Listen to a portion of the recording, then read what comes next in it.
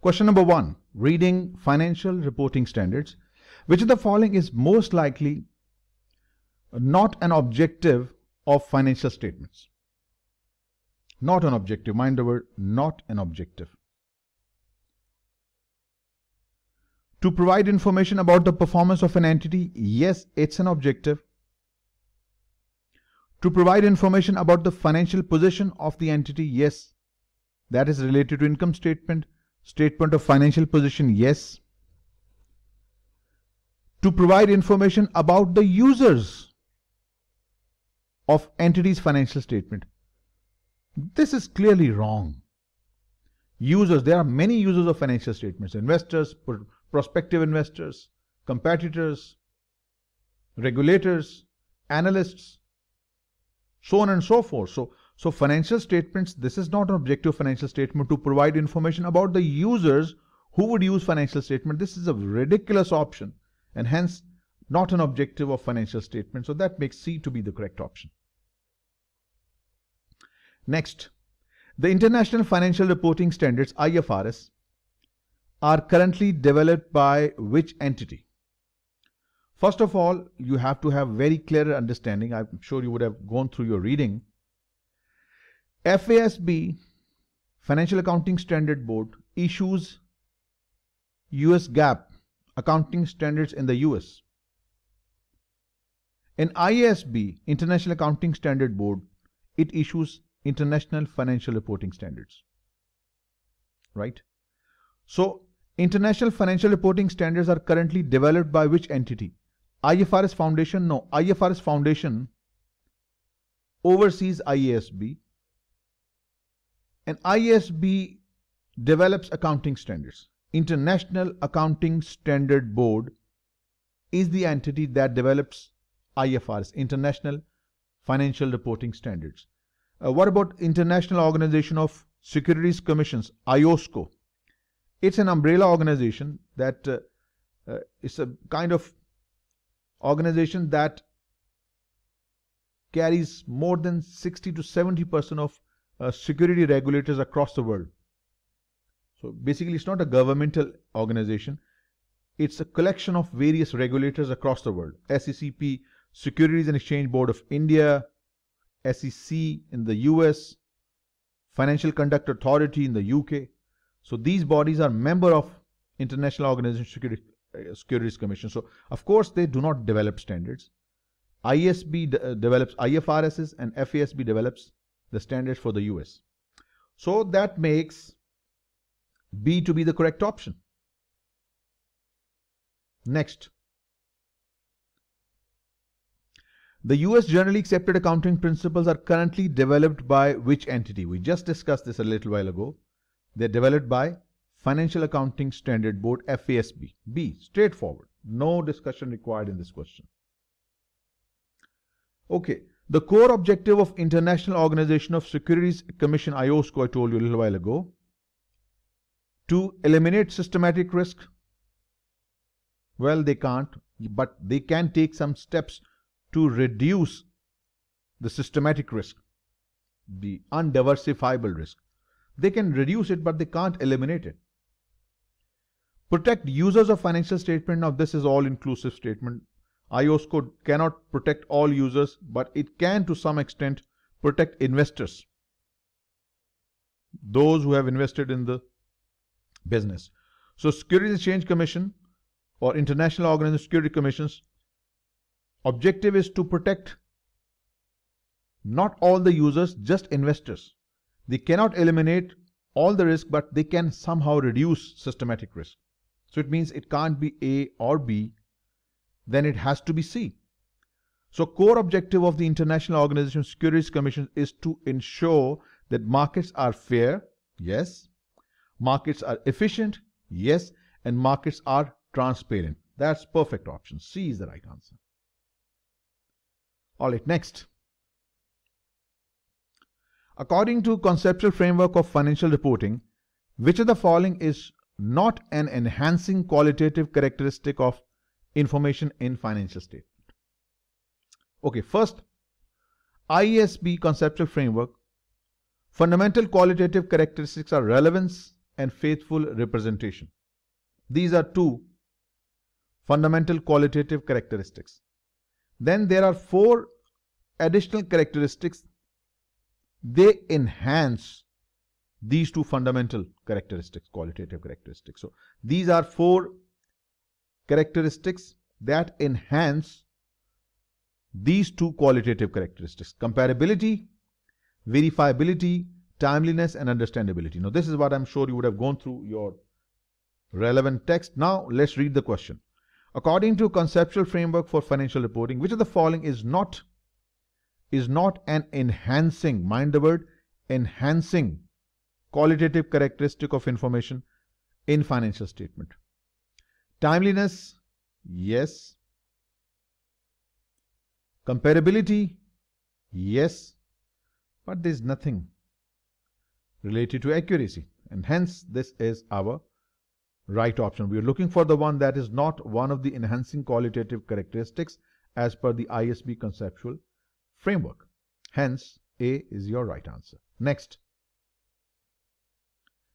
Which of the following is not a constraint on financial statements according to conceptual framework? We just discussed a little while ago. Which is not a constraint on the financial statements according to conceptual framework? This is the conceptual framework. 2 fundamental qualitative characteristics and 4 characteristics that enhance relevance and faithful representation. So which of these is not a constraint? Benefit versus cost. When we give something in the financial statements, there is some perceived benefit of that information contained within the financial statement and some cost to produce that particular information. So cost is a constraint that might restrict us not to include that piece of information in financial statement. So it's a constraint. It is a constraint. Balancing of qualitative characteristics. Since we need to give what is more objective, what is more quantitative, what is more dollar-based, that's the limitation. I may have very competent staff, chartered accountants, CFAs, but I cannot incorporate this valuable asset into my balance sheet because it's non-monetary. It's a qualitative characteristic. So it's an asset for the firm, but it can't be reported on the balance sheet. So this is a limitation, that not all the valuable assets can be reported on the balance sheet. So it's a constraint. Qualitative characteristics that are non-monetary, cannot be monetized, can't be reported on the financial statements. It's a constraint. Cost is a constraint. But understandability is not a constraint. Rather, it is one of the characteristics that enhance relevance and faithful representation. Hence, it's our right answer. A is the right answer. Next. The assumption that an entity will continue to operate for the foreseeable future, it's called going concern. I'm sure you would have gone through these basic concepts. Accrual basis means transactions are reported or accounted for when they occur, not when the cash is received or paid. Right? Accrual accounting means transactions are reported or recorded when they occur. An expense is recorded when it is incurred, not when the cash is paid. An income is reported or recorded when it is earned, not when the cash is received. This is called accrual accounting. So, of course, we are looking for something else. The assumption that the business will continue to operate and it will continue to do so for the foreseeable future, this assumption is called the going concern assumption. This is a fundamental assumption in the preparation of financial statements. If the going concern assumption is not appropriate, let's say, just to give you an example, let's say I'm running a business and I'm a stockist. I keep certain items in my stock and I provide to the retailers. And let's say the stock value is 100 million and it is uninsured. Just a week before the year end, there was a massive fire that destroyed 90% of my inventory. Thereby remaining only 10 million, I cannot obtain funding from the bank. Let's assume we have already exhausted all the funding availabilities. We can't issue shares because it's a private limited company. or it's a sole trader business, and there apparently doesn't appear any rescue. I am in trouble. My business doesn't appear that it will last next 6 months. In such a situation, when the business appears not to continue for the foreseeable future, we prepare accounts of such a business in a totally different way, which of course is not which is clearly beyond the scope of your syllabus. So going concern assumption, we can just simply say that going concern assumption in this case is inappropriate. Accounts will have to be prepared totally differently, right? So going concern assumption has to be seen that whether the business will continue to operate, then we prepare our conventional normal accounts that we normally do in our business organizations. Otherwise, things are totally different. So that makes C to be the correct option. Next, the assumption that the effects of transactions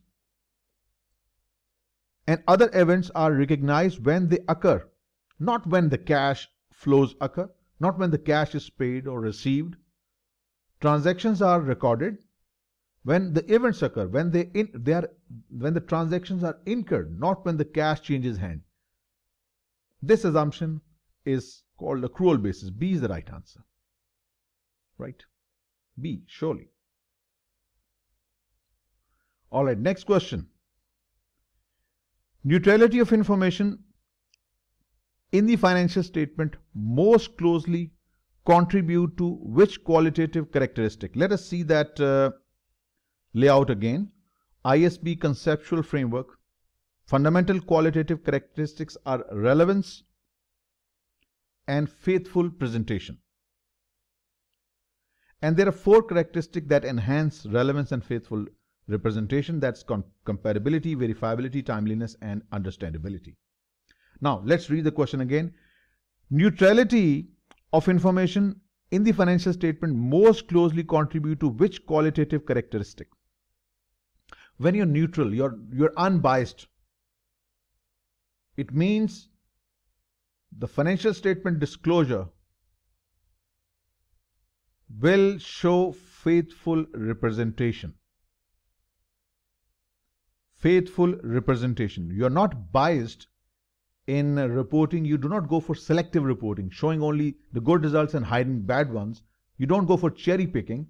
You are neutral. You are unbiased in information disclosure. So this will enhance this characteristic, faithful representation. Right? Neutrality means unbiased, not going for selective reporting. That makes faithful representation to be your correct option. All right, next. Valuing assets at the amount of cash or cash equivalents paid or the fair value of the consideration given, because you don't always pay cash to acquire an asset. You might issue a bond against acquiring an asset, right? So valuing asset at the amount of cash or cash equivalent paid or the fair value of the consideration given. You might have given bonds in consideration of acquiring a long-lived property. So given to acquire them at the time of acquisition most closely describe which measurement of financial statement element?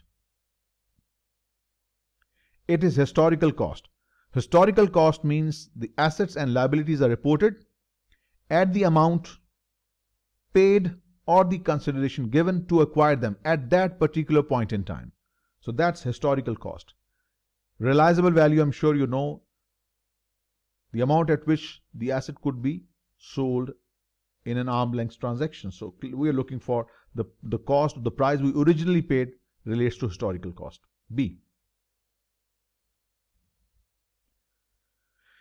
The valuation technique under which assets are recorded at the amount that would be received in an orderly disposal means at a fair transaction, what you will receive by disposing of an asset. This valuation technique is that reporting the asset at a realizable value. Present value means the asset will generate a certain cash for you in the coming 4 years, let's say 10K, 15K, 5K, and including disposal 21K. So discounting these net cash flows generated by this asset and adding it up will give you the present value of the asset, right? So this is not what we're discussing. So clearly it's C. All right, next. Which of the following is not required financial statement according to International Accounting Standard number 1? Statement of financial, this is the content of IAS 1. The required financial statements are balance sheet called statement of financial position, statement of comprehensive income, cash flow statement, statement of change in equity, and explanatory notes including a summary of accounting policy. So which of these is not here? Statement of financial position is here. Statement of comprehensive income is right here. Statement of changes in income. This is not a statement at all. It's a ridiculous state option, I would say. This is not a correct option. So this is not required, and it's not basically a statement as per IAS 1. So B is the right answer.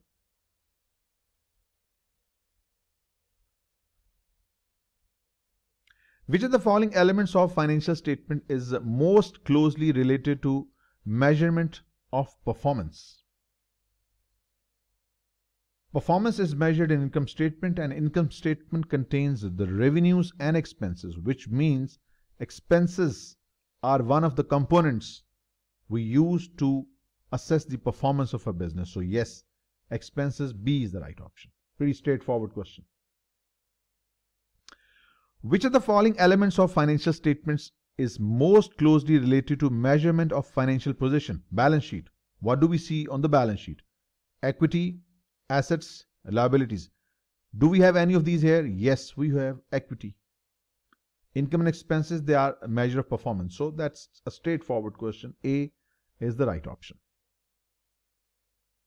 Which of the following disclosures regarding new accounting standards provides the most meaningful information to an analyst?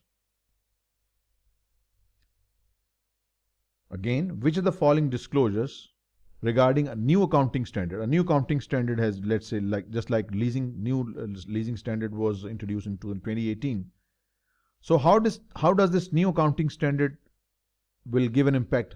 Which of the following disclosures regarding new accounting standards provide the most meaningful information for an analyst? For me, as an analyst, I would like to see what would be the impact of the adoption of new accounting standard. Like under the new leasing standard, gentlemen, a good piece of information for you. Previously, there were two types of leases under the US GAAP. One, operating lease. Other was capital lease. These were the terms used in the US GAAP leasing standard. Operating lease and capital lease. Now first they have changed the terms as per the IFRS, operating lease and finance lease. Previously, operating lease was considered as a rental agreement or as a rental arrangement, and it was not disclosed on the face of balance sheet, just rental expenses on income statement. But under the new leasing standard, whether the lease is operating or a financing lease, you have to report both on the balance sheet. Let's say if I have acquired a lease, an asset at $10,000, needs to be reported. If the lease is designated as an operating lease, you have to report that $10,000 as an asset and a liability on the balance sheet. Same under the finance lease, same under the operating lease. Thereby, the new accounting standard relating to leases will have an impact that there is no possibility to hide your operating leases. There is no possibility for off-balance sheet financing. Operating lease is one of the ways, principal ways of obtaining off-balance sheet financing, because you are using an asset but you are not disclosing it as an asset or a liability on the balance sheet previously. But now any asset acquired under operating lease or finance lease needs to be reported on the face of balance sheet as an asset and a liability simultaneously. So this is what I would like to see as an analyst, the impact of adoption. How would it impact? So for me as an analyst, the most meaningful information to an analyst is the impact of adoption is discussed, and how it has impacted the reporting of assets and liabilities in case of leasing. So look no further. This is clearly the right option, A. Next, providing information about the performance of a company. Performance, that is income statement. Financial position, that is balance sheet. Changes in financial position or changes in equity, that is useful to a wide range of users, is most accurately described as the role of what? It is not the role of audit report, not the role of financial statement analysis. This is the role of financial reporting. That makes A to be the correct option. All right, next.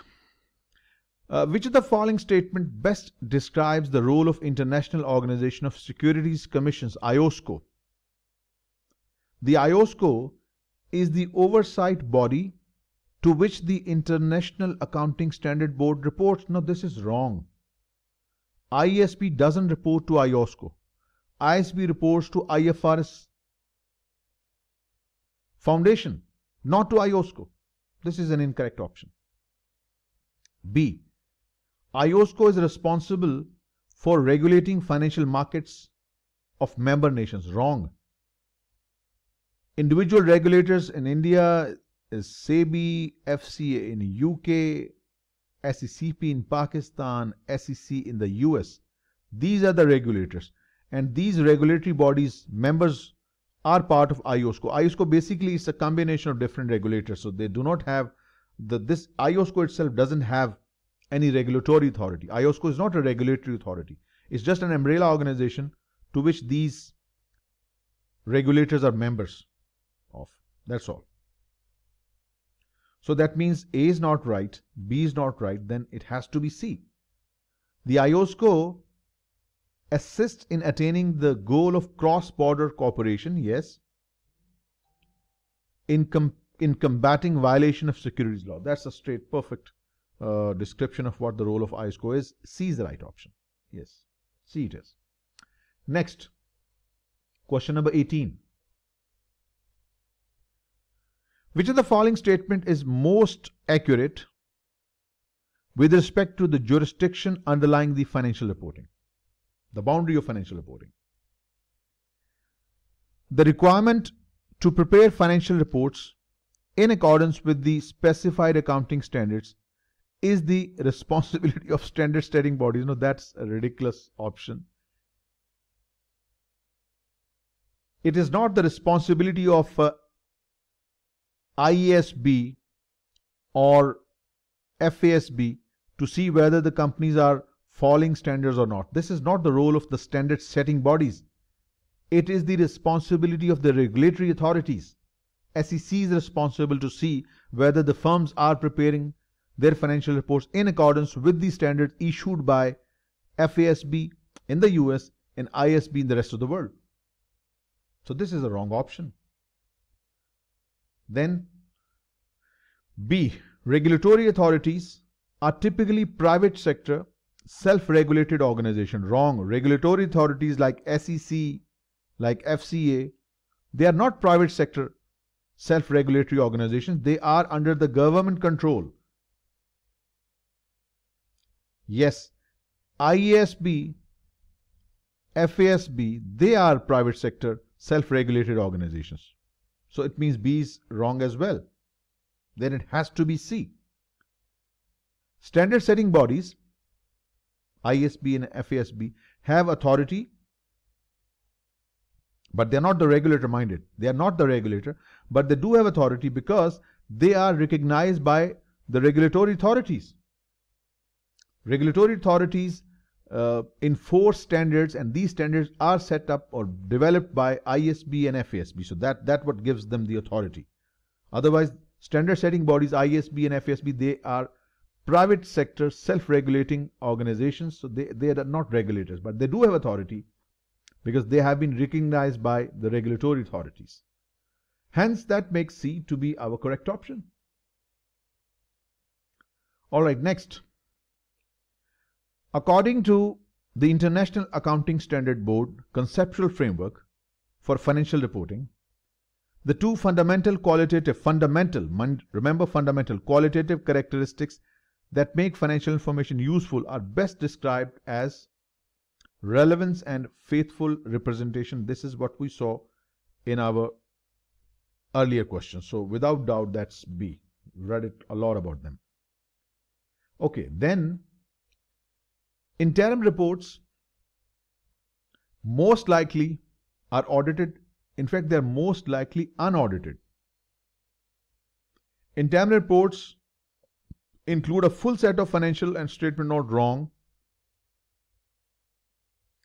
Interim reports mostly are issued semi-annually, that's twice a year, or quarterly. That's correct. Interim reports are issued quarterly or biannually.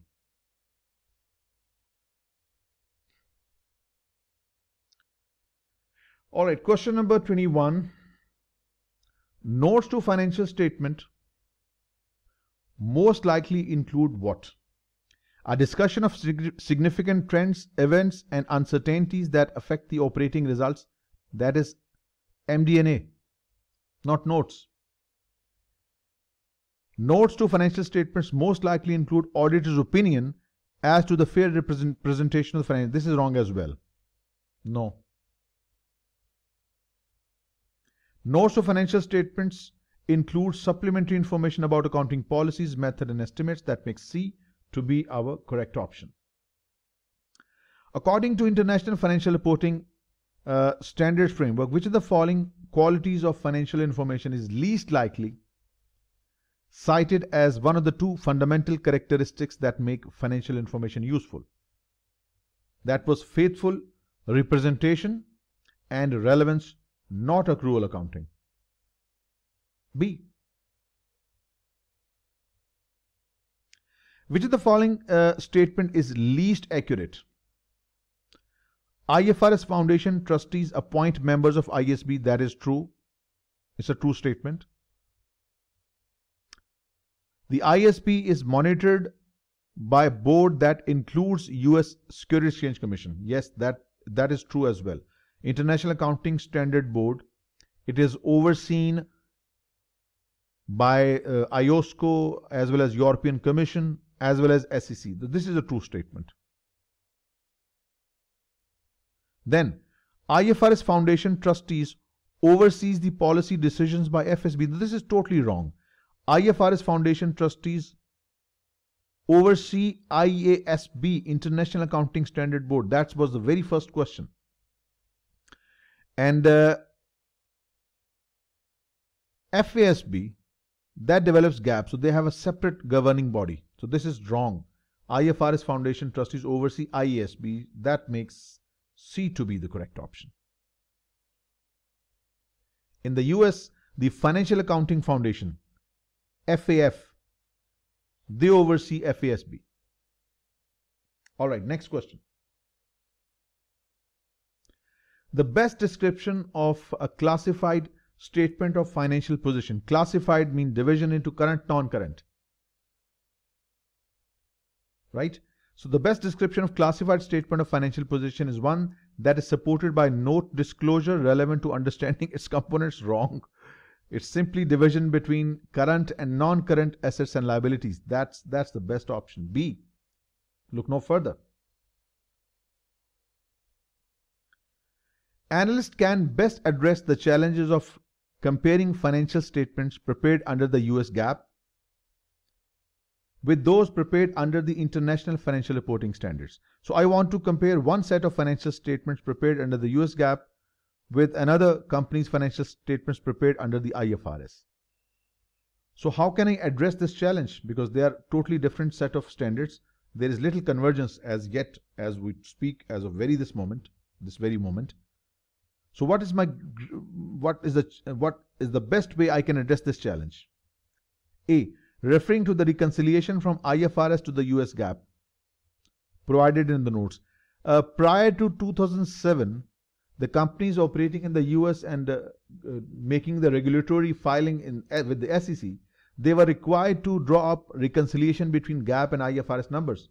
But after 2007, it is not required. So this is now incorrect. No such reconciliation is required. Then, assuming differences are minor, given the US GAAP and IFRS convergence. Yes, they are trying to converge, but there is so much that differs. Like, I'll tell you just a few examples. Impairment loss on long-lived assets, it is treated totally differently under the US GAAP and under the IFRS. Inventory valuation, under the US GAAP, LIFO is permissible. Under IFRS, LIFO is not allowed. Right? Similarly, inventory loss, impairment of assets, once written off a loss on inventory, a loss on an non-current asset or long-lived asset, it cannot be reversed under the US GAAP. But under IFRS, the loss on inventory write-off, impairment loss on long-lived assets, it can subsequently be reversed. There are many differences. So assuming that differences are minor, this is wrong. There are still huge differences between the US GAAP and IFRS based prepared financial statements. So this is not the best way to address this challenge.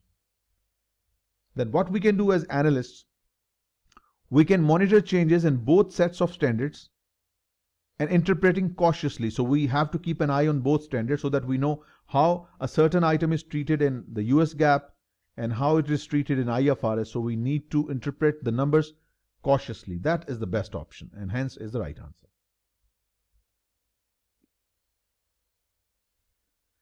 Next, question number 26. To evaluate the potential effect of an innovative and unique type of business transaction. A transaction that is unique, a new type of innovative transaction on financial statements, an analyst's best approach is to do what? I want to evaluate the potential effect of a totally new transaction. How does it affect the financial statements? What should be my best approach? A. Monitor the actions of standard setters and regulators. Since it's a new transaction, how do we expect standard setters to foresee beforehand? Actions of regulators, normally they come later after such transactions occur. Then they try to regulate. Let's say people have started making a certain transaction A, right? Now this is a unique transaction and there is currently no such standard covering this transaction. So regulators and standard setters, they will come in action later when such transactions start occurring. Then we develop standards. So this is difficult to see how the standard setters and regulators monitor how they act, because normally they do it once the transactions start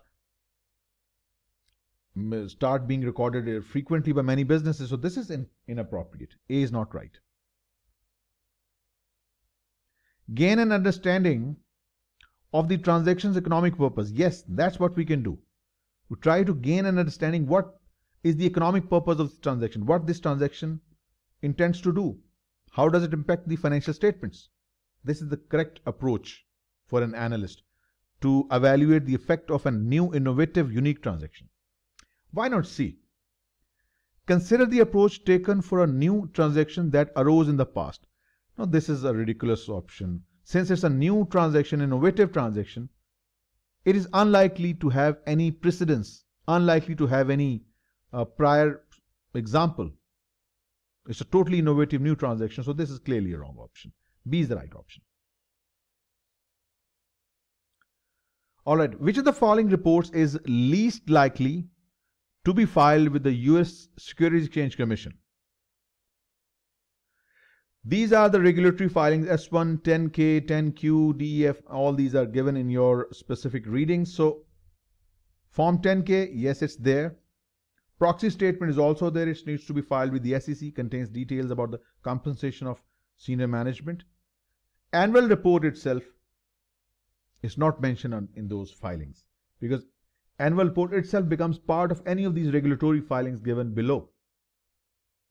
Right? This is least likely. Annual report itself.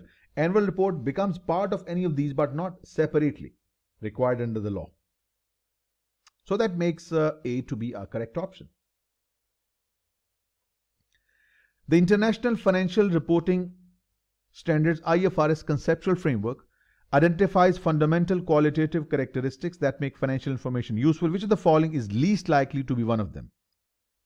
Faithful representation and relevance, they are, of course, but materiality itself is not the fundamental characteristic. However, materiality is an input in some form. What is materiality? Materiality is the level of details needed to attain relevance. Whether $500 is material or $50 material depends upon the relevance that we want to attain. For some businesses, this could be an insignificant amount But for some businesses, this could be a sizable amount. So materiality is a relative term. It's the basic level of details needed to attain the relevance for the use of the financial statement. So clearly this is not the fundamental characteristic, hence is our right answer. Then, which of the following best describes the responsibilities of Securities and Exchange Commission? In the reverse order, promoting adoption of global financial reporting standards. Basically, this is one of the objectives of IFRS Foundation, not SEC. SEC is a regulator. Wrong. Prosecuting analysts who disseminate in conclusions based upon non-material, non-public information. Now this needs little discussion. This statement is incorrect, by the way. It is not basically a violation for any analyst to disseminate or distribute conclusions based upon non-material, non-public information. It's perfectly fine, and it's not within the jurisdiction of SEC.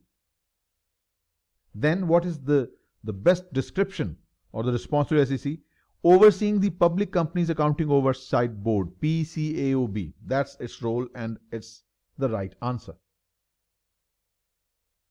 All right. The Joint Conceptual Framework Project of the International Accounting Standard Board and the Financial Accounting Standard Board, both of these are now working jointly to develop some integrated standard. Like revenue recognition is the effort of ISB and FSB. They have issued similar revenue recognition standard. So the Joint Conceptual Framework Project of the ISB and FASB guides the development of standards that are best described as integrated with local legal and economic norms. Not local, they are now international. They want to integrate, bring in many jurisdictions together. Comprehensive and complex rules. Now this is not a rule-based approach. Their combined efforts are targeted towards a more principle-based approach. A more principle-based approach rather than a rule-based approach. Right? So based upon principles that limit the range of acceptable accounting approaches. So they are trying to limit the available options so that we can reach uniformity of financial reporting across the world. That's their purpose. So that makes C to be our correct option.